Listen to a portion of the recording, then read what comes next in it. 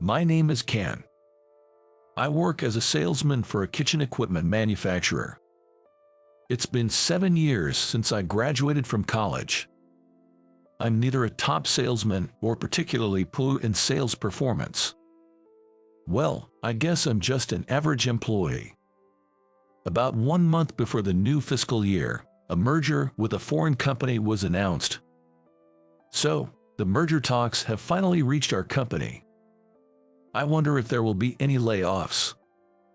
I was vaguely thinking about such things.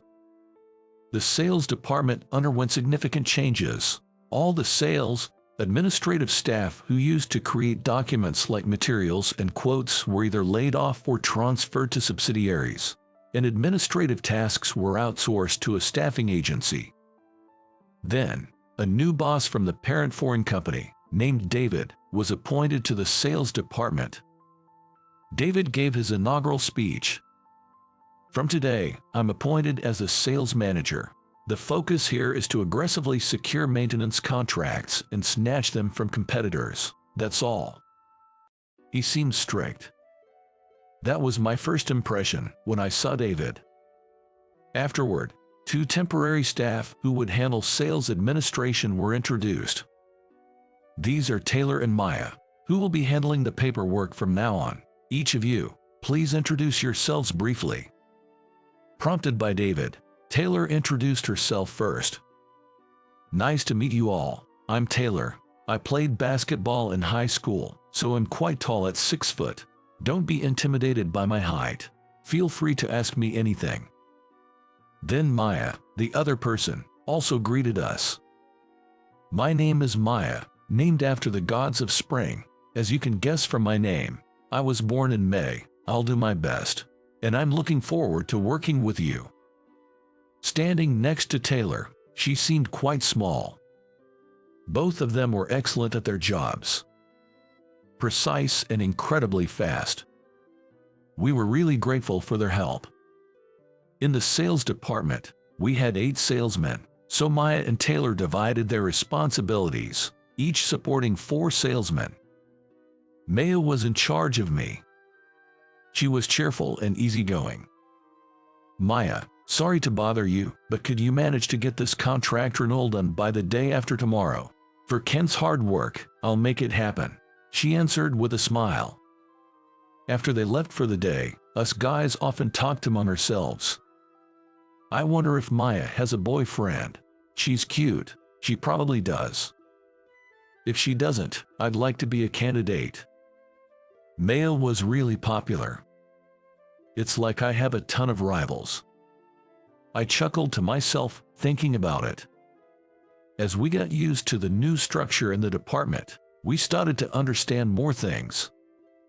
Especially about David. He didn't seem to be very good at his job. He just kept telling us to get contracts and work hard, but he didn't even know what kind of kitchen equipment we dealt with. Even though he was sent from the main office, he should at least learn the basics.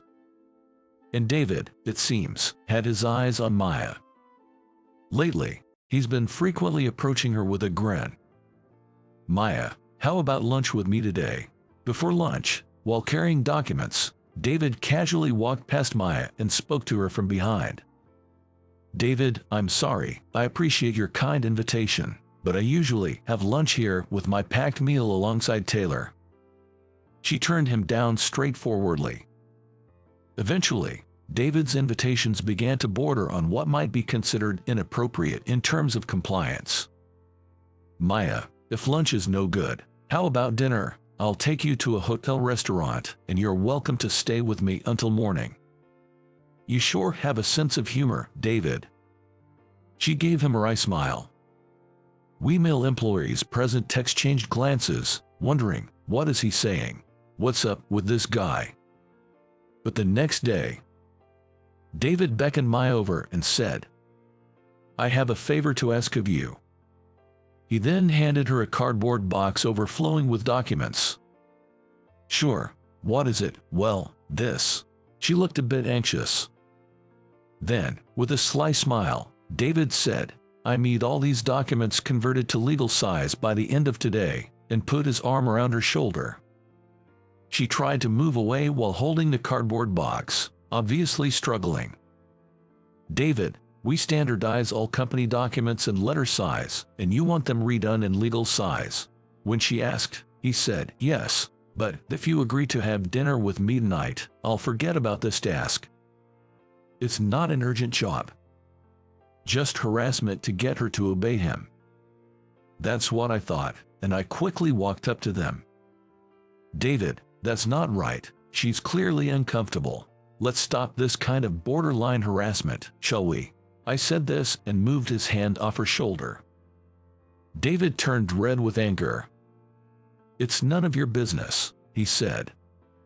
I promptly replied, "Is that so?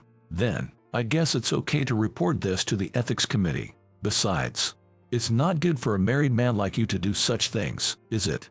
David, looking frustrated, fell silent. Then he glared at me intensely and left the room. I told Maya, "I'll take care of these," and took the box full of documents. She was deeply grateful to me and said, "Thank you so much for standing up for me. I'm sorry." In the following week, I kind of knew. I was handed a transfer order. Transferred to the online sales department. The job in my new department, the online sales division, involved registering imported goods on an e-commerce website.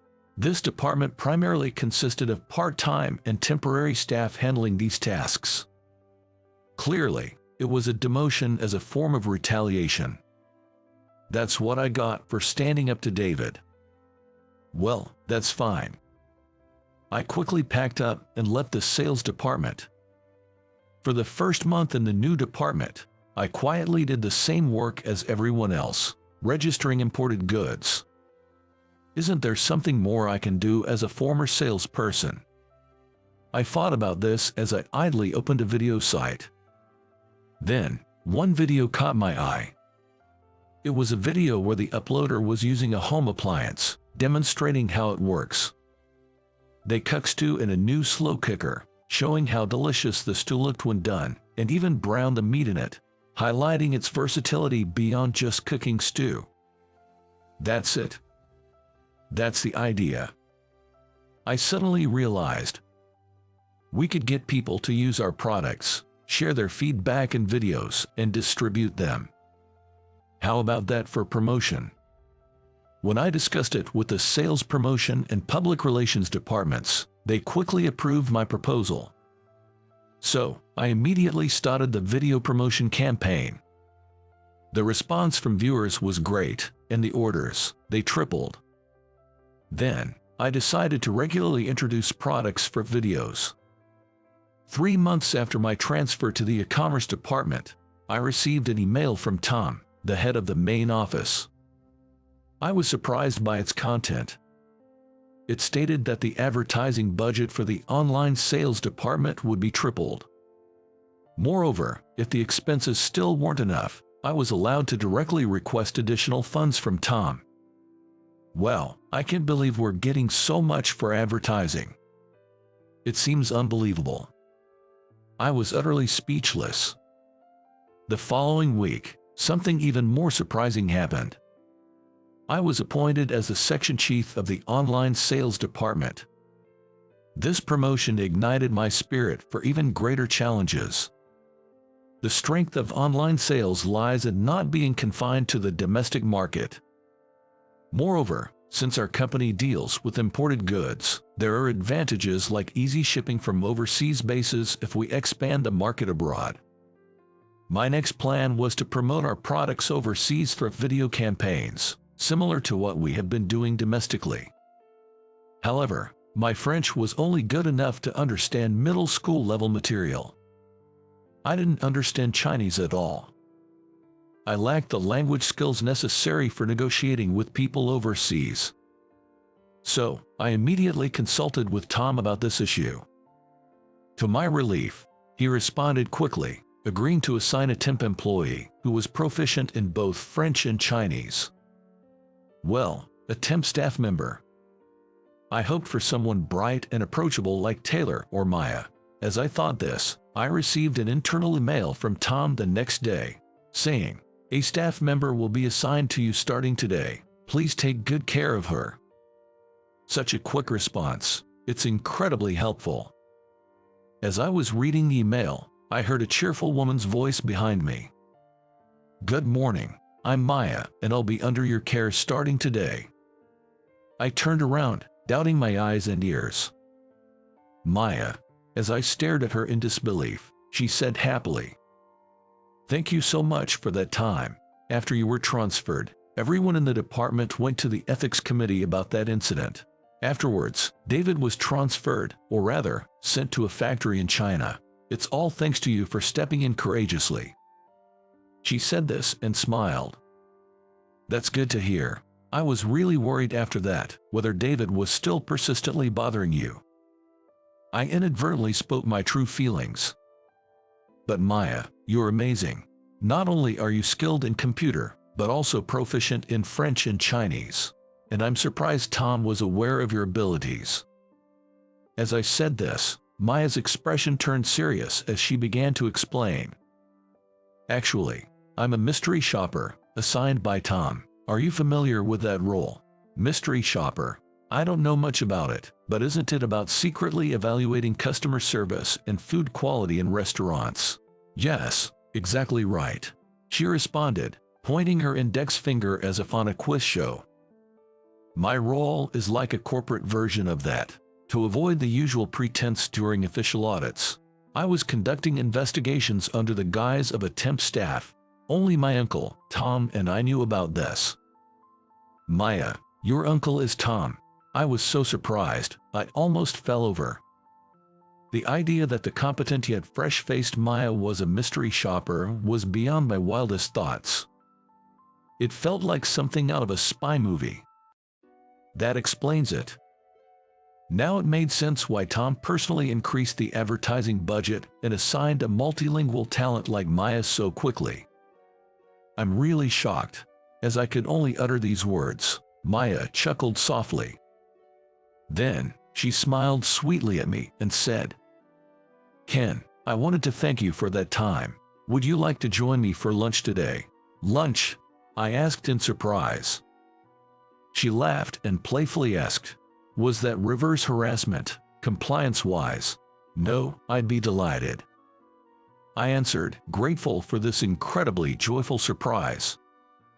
Half a year later, Maya and I became the strongest partners, both professionally and personally. I've been leading a smooth sailing life, with virtually no worries at work, but there's one issue that's been on my mind. It's about being invited to a home party by Maya's father, who is the executive vice president of the head office. Surprisingly, not only is her uncle the head of our division, but her father is the executive vice president of the whole company. I was astonished when I found out, and again, I was speechless. And now, I'm planning to talk to her father at the party about our relationship with Maya, which is headed towards marriage. Maya keeps reassuring me that my dad is a gentle person, so it'll be fine, but as the day of the party approaches, I can't help but feel increasingly nervous. With the home party just 2 weeks away, I've been feeling a bit queasy. Whether she knows about my anxiety or not, Maya seems excited about the party every day. "Hey, let's go look at dresses for the party on our next day official." Sounds good. Seeing her innocently smiling, I feel relieved. Maybe Maya has been conducting her own kind of mystery shopper evaluation on me as a future husband. If that's the case, maybe I've passed. I chuckled to myself at the thought, which is probably just a figment of my imagination. Everything will be all right. I keep encouraging myself with these thoughts, hoping that my meeting with her father will go well.